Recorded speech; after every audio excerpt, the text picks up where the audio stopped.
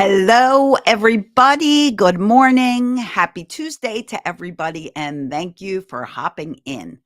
So, today we are talking about when overwhelm hits you, when frustration hits you, what do you do?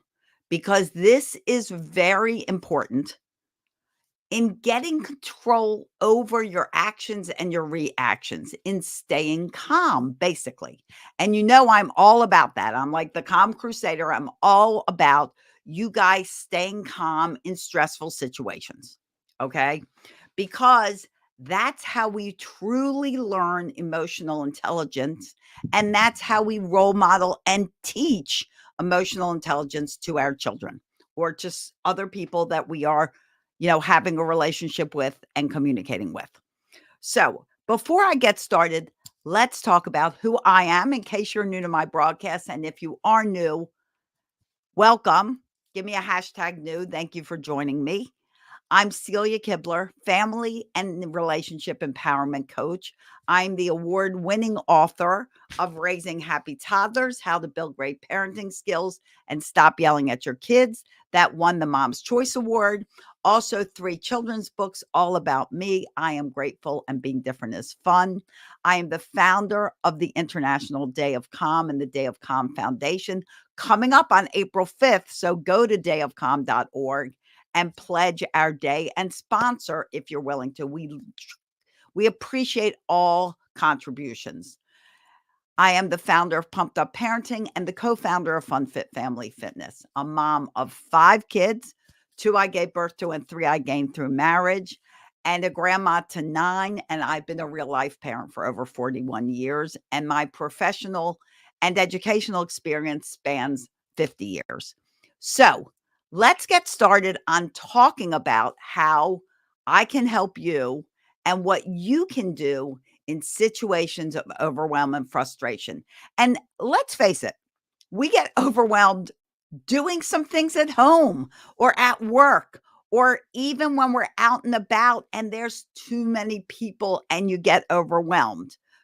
You can get frustrated with your children, with something that your work is having you do, with not feeling like you have enough time to get stuff done. These things come up in our everyday life. And what do we do about it?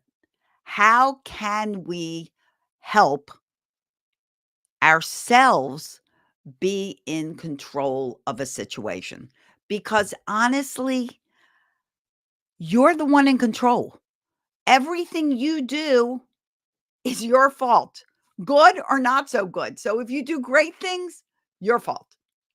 If you do not so great things, also your fault. If you react uh, positively to a situation, that is your decision. If you react negatively to a situation, also your decision. Keep in mind, many people will say to me, "Well, when I'm mad, that's a pretty bad emotion." And the truth is, emotions are simply emotions. We all have them because we're all human. They are simply emotions, nothing more. What is good or not so good, I don't particularly like the word bad. What is good or not so good is the way we respond to an emotion. When we are disappointed, how do we respond? When we are thrilled, how do we respond? When we're excited, how do we respond? When we're overwhelmed, how do we respond? The response is what can be positive or negative, and that is under your control. And guys, if you're really tired of yelling all the time, be it at your kids, be it in life, yourself, your coworkers, at work, you're feeling all this and it creates you feeling like you have to yell. Got a great 21-day program going 21 days. You can put a family system in place where yelling is no longer necessary. If you go to quityelling.com, don't forget the coupon code podcast. Coupon code podcast, quityelling.com. Someone could put that in the comments for me. I'd appreciate it. Okay. So now you have a situation and you're overwhelmed, or You're seriously frustrated. These kind of situations are what elevates us to start wanting to get upset, yell, scream, do whatever, cuss, whatever it is you do when you feel you're getting out of control. So that is a feeling. I want you to think about how you personally feel if you're getting out of control. Bedtime routine makes you mad. I see that, Stefania.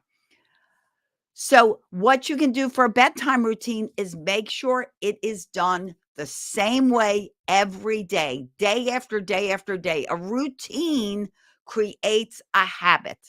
You have to have a bedtime routine because it puts your brain and your child's brain into sleep mode. So make sure that bedtime routine is the same step to step system before bed. It should start an hour before bed. And that sequence, whether it's like take a bath, you go to the bathroom, you brush your teeth, you put on your pajamas, we read some books, we sing a song, lights out. If that's it should be that sequence every single night until it is mastered.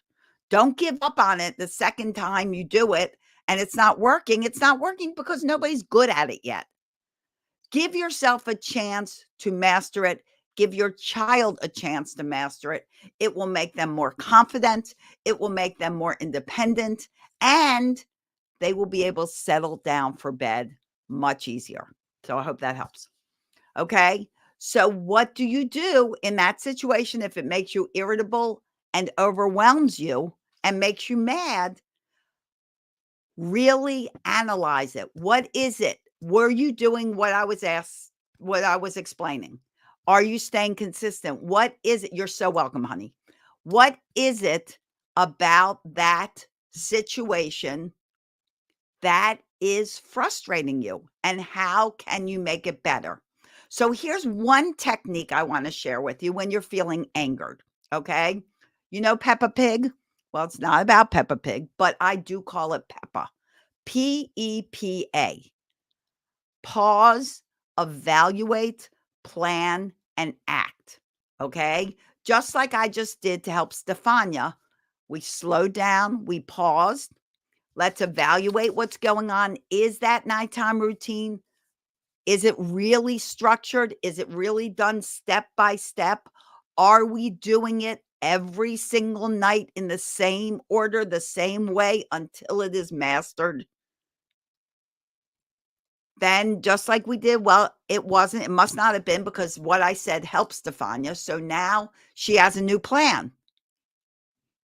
And her plan is to put this routine into place and then go to bed. So act on it. She walks away after each step. How old is she, Stefania? Okay, I'll wait till you tell me how old she is. It is up to you to keep your little ones on task. 3, she needs help. So it is not up to her to walk away. Make the routine, make pictures so she can see what's next. And as she gets through the routine, encourage her. Give her a sticker, give her points. I have a great system to encourage parents, help parents encourage kids. Reach out if you'd like to know about that system. But you want to encourage her success every step of the way. So make pictures, cut them out with her, make a sign, put it on a wall so she can see it, and then let her go, okay, what's next? So right now we're taking a bath. There's a little bathtub. What's next? We go potty, or maybe we go potty first. We go potty. Then what's next? We take a bath. Then what's next? Maybe we go potty again. Then what? There's a toothbrush. We brush our teeth. Let her see it. So she is knowing that it's there for her to look at. She has helped you create it. She's got some skin in the game. And she's being encouraged to stay on task through stickers or some type of motivation, as well as you going, great. Okay, you did one. Let's check that off. Be excited to keep her on task. 3 years old. I mean, look at this. So she's only been on this planet 3 years. One of those years, for the most part, she was a blob. They are not adults. They are not us. Their little brains are severely underdeveloped.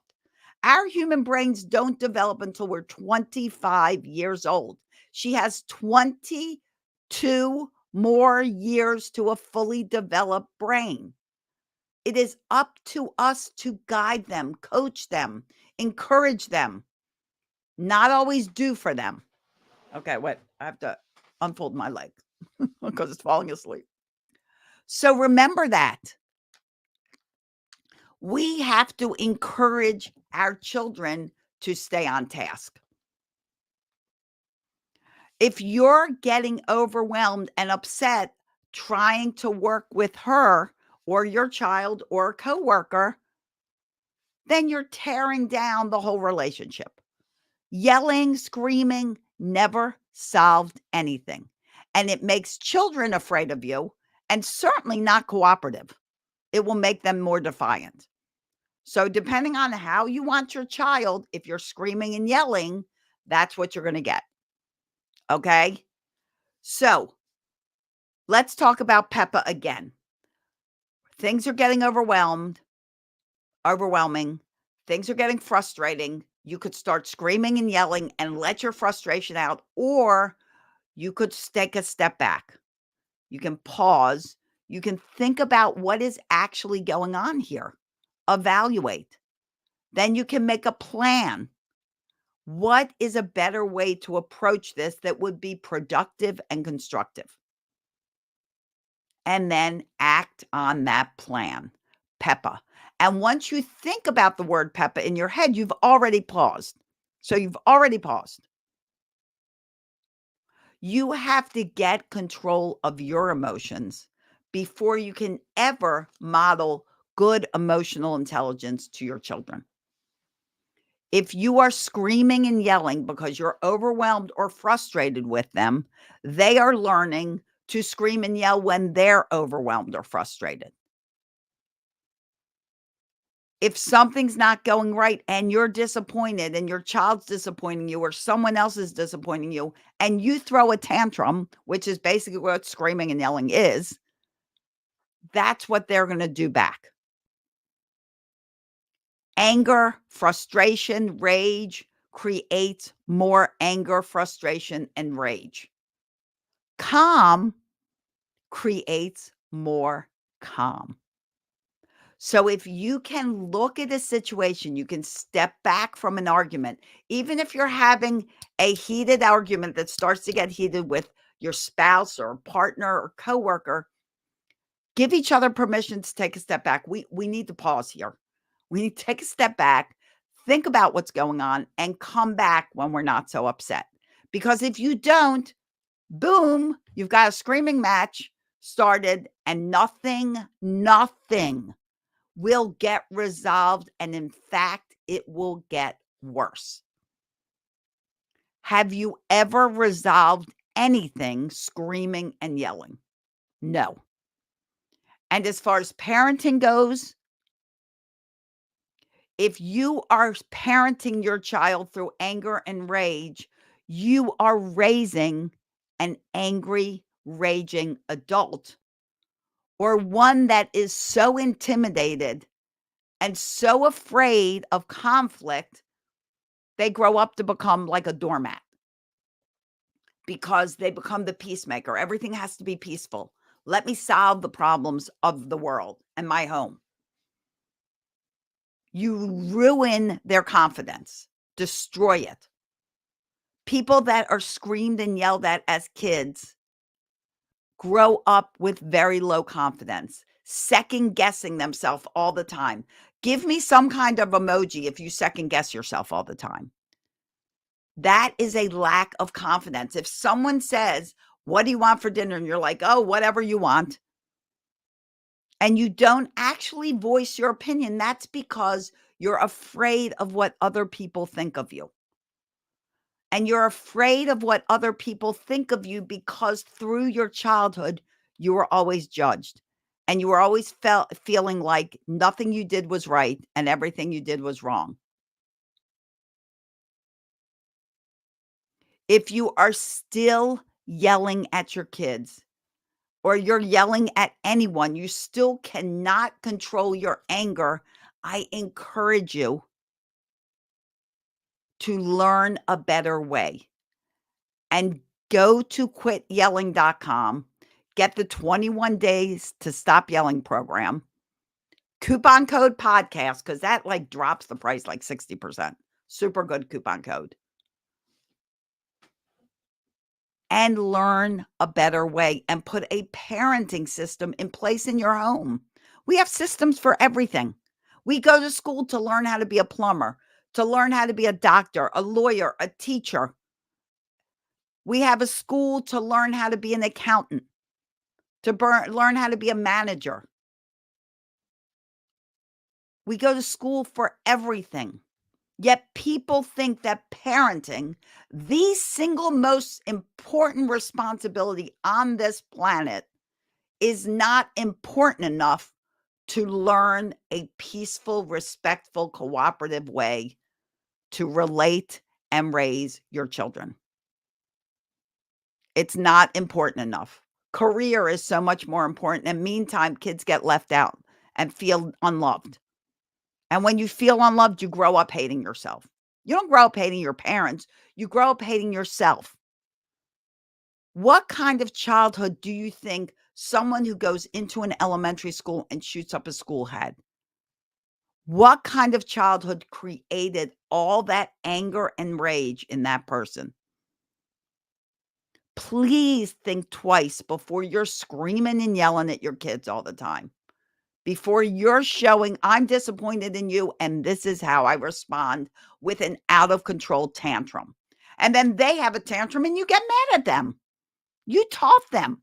Well, technically, their brain did first, but you also confirmed it. If you want a next generation of calmer, more responsible adults that are not quick to judge or criticize or ridicule, we have to start at the human core with our parenting and with the way we live our lives. We are all role models to children, not just parents, teachers, doctors, people that are checking us out in the food store, people that they see on TV. We are all role models. They are learning from all of us. How are we going to end the anger and rage of society that is at epidemic proportions right now? Is to start at the human core and start with you. Can one person start the change? Absolutely. The good news is when you stop the generational cycles of dysfunction and abuse in your family and you say this ends with me, I'm not doing this anymore. Hi. I'm not sure who's on with Facebook that just said hi, but hi back. When you decide to change that and stop that, you directly affect 7 generations into the future. You're going to change the way your children's emotional intelligence is. You're going to change their children and their children. Do you want your grandchildren screamed and yelled at all the time if that's what you're doing? Because that is what they will get unless somebody says, this is crazy. We need to stop.